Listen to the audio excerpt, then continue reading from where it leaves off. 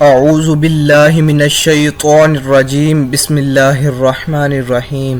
صحیح البخاری کے ناظرین السلام علیکم۔ تو کیسے ہیں آپ سبھی؟ امید کرتا ہوں کہ آپ سب خیریت سے ہوں گے۔ تو دوستو،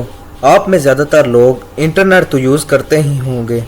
تو اس کے ساتھ آپ کو یہ بات بھی پتہ ہوگی کہ کیسے غلط احادیث بنا کر لوگوں کو گمراہ کیا جاتا ہے۔ تو ناظرین، میں جو حدیث آپ سے شیئر کرنے جا رہا ہوں وہ میں نے کسی عالم دین سے نہیں سیکھی، بلکہ وہ حضرت امام بخاری رحمۃ اللہ علیہ کی عظیم کتاب صحیح بخاری سے لی گئی ہیں۔ صحیح بخاری کی حدیث نمبر 101 حضرت ابو سعید خدری رضی اللہ تعالی عنہ سے روایت ہے کہ چند عورتوں نے رسول اللہ صلی اللہ علیہ وآلہ وسلم سے عرض کیا، مرد آپ سے فائدہ اٹھانے میں ہم سے آگے بڑھ گئے ہیں، اس لیے آپ اپنی طرف سے ہمارے لیے کوئی دن مقرر فرما دیں۔ آپ نے ان کی ملاقات کے لیے ایک دن کا وعدہ کر لیا، چنانچہ اس دن آپ نے انہیں نصیحت فرمائی اور شریعت کے احکام بتائے۔ آپ نے انہیں جو باتیں تلقین فرمائیں ان میں سے ایک یہ بھی تھی، تم میں سے جو عورت اپنے 3 بچے آگے بھیج دے گی تو وہ اس کے لیے دوزخ کی آگ سے حجاب بن جائیں گے۔ ایک عورت نے عرض کیا، اگر کوئی 2 بھیجے؟ تو آپ نے فرمایا 2 کا بھی یہی حکم ہے۔ صحیح بخاری کی حدیث نمبر 102 حضرت ابو ہریرہ رضی اللہ تعالی عنہ سے روایت ہے، رسول اللہ صلی اللہ علیہ وآلہ وسلم نے فرمایا، وہ 3 بچے جو گناہ کی عمر یعنی بلوغ تک نہ پہنچے ہوں۔ صحیح بخاری کی حدیث نمبر 103 ابن ابی ملیکہ بیان کرتے ہیں کہ نبی صلی اللہ علیہ وآلہ وسلم کی زوجہ محترمہ سیدہ عائشہ رضی اللہ تعالی عنہا جب کوئی ایسی بات سنتیں جسے سمجھ نہ پاتیں تو دوبارہ پوچھتیں تاکہ سمجھ لیں۔ نبی صلی اللہ علیہ وآلہ وسلم نے فرمایا، قیامت کے دن جس سے محاسبہ ہوا اسے عذاب دیا جائے گا۔ تو اس پر حضرت عائشہ رضی اللہ تعالی عنہا نے عرض کیا، اللہ تعالیٰ تو فرماتا ہے اس کا حساب آسانی سے لیا جائے گا۔ آپ نے فرمایا، یہ حساب نہیں ہے بلکہ اس سے مراد اعمال کی پیشی ہے، لیکن جس سے حساب میں جانچ پڑتال کی گئی وہ یقیناً ہلاک ہو جائے گا۔ صحیح بخاری کی حدیث نمبر 104 حضرت ابو شریح رضی اللہ تعالی عنہ سے روایت ہے، انہوں نے گورنر مدینہ عمرو بن سعید سے کہا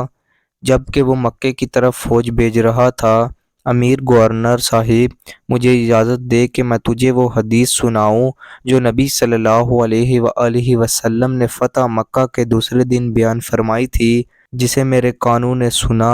دل نے یاد رکھا اور میری دونوں آنکھوں نے آپ کو دیکھا۔ جب آپ نے یہ حدیث بیان فرمائی، آپ نے اللہ کی حمد و ثنا بیان کرنے کے بعد فرمایا، مکے میں جنگ و جدال کرنے کو اللہ نے حرام کیا ہے، لوگوں نے اسے حرام نہیں کیا، لہٰذا اگر کوئی شخص اللہ اور آخرت پر ایمان رکھتا ہے تو اس کے لیے جائز نہیں کہ مکے میں خون ریزی کرے یا وہاں سے کوئی درخت کاٹے۔ اگر کوئی شخص رسول اللہ صلی اللہ علیہ وآلہ وسلم کے قتال سے جواز پیدا کرے تو اس سے کہہ دینا کہ اللہ نے اپنے رسول کو تو اجازت دی تھی لیکن تمہیں نہیں دی ہے، اور مجھے بھی دن میں کچھ وقت کے لیے اجازت دی تھی، اور آج کی حرمت پھر ویسی ہی ہو گئی جیسے کل تھی۔ جو شخص یہاں حاضر ہے اسے چاہیے کہ غائب کو یہ خبر پہنچا دے۔ صحیح بخاری کی حدیث نمبر 105 حضرت ابو بکرہ رضی اللہ تعالی عنہ نے نبی صلی اللہ علیہ وآلہ وسلم کا ذکر کیا کہ آپ نے فرمایا، بلا شبہ تمہاری جانیں، تمہارے اموال محمد بن سیرین کہتے ہیں، آپ نے یہ بھی فرمایا، تمہاری عزتیں تم پر اسی طرح حرام ہیں جس طرح تمہارے آج کے دن کی حرمت تمہارے اس مہینے میں ہے۔ خبردار،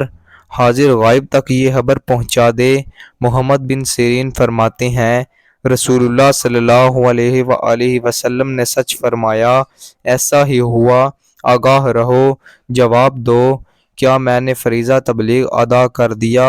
آپ نے ایسا 2 بار فرمایا۔ صحیح بخاری کی حدیث نمبر 106 حضرت علی رضی اللہ تعالی عنہ سے روایت ہے کہ رسول اللہ صلی اللہ علیہ وآلہ وسلم نے فرمایا، دیکھو مجھ پر جھوٹ نہ باندھنا،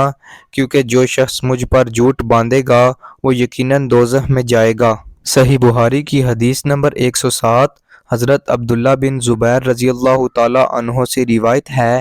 وہ کہتے ہیں میں نے اپنے والد زبیر رضی اللہ تعالی عنہ سے دریافت کیا، والد محترم، میں آپ کو رسول اللہ صلی اللہ علیہ وآلہ وسلم سے احادیث بیان کرتے ہوئے نہیں دیکھتا ہوں جس طرح فلاں فلاں بیان کرتے ہیں۔ انہوں نے فرمایا، میں کبھی رسول اللہ صلی اللہ علیہ وآلہ وسلم سے الگ نہیں ہوا، لیکن میں نے آپ کو یہ فرماتے ہوئے سنا ہے، جو کوئی مجھ پر جھوٹ باندھے گا وہ اپنا ٹھکانہ آگ میں بنا لے۔ صحیح بخاری کی حدیث نمبر 108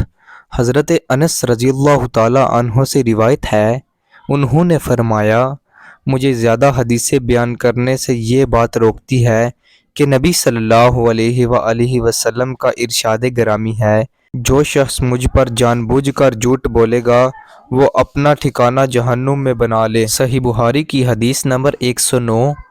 حضرت سلمہ بن اکو رضی اللہ تعالی عنہ سے روایت ہے، انہوں نے کہا، میں نے نبی صلی اللہ علیہ وآلہ وسلم کو یہ فرماتے ہوئے سنا، جو شخص میری طرف وہ بات منسوب کرے